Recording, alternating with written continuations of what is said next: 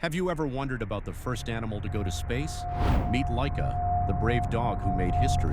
In 1957, Soviet scientists chose Laika for a mission that would take her where no living being had gone before. Laika was aboard Sputnik 2, which launched on November 3, 1957, carrying her into the vast unknown of space. Inside her small capsule, Laika experienced weightlessness and saw the stars up close, a sight no animal had ever seen before. Laika's journey lasted just a few hours, but her mission paved the way for human space exploration, showing that living beings could survive in space. Laika is remembered as a pioneer and a hero, inspiring generations to reach for the stars and beyond.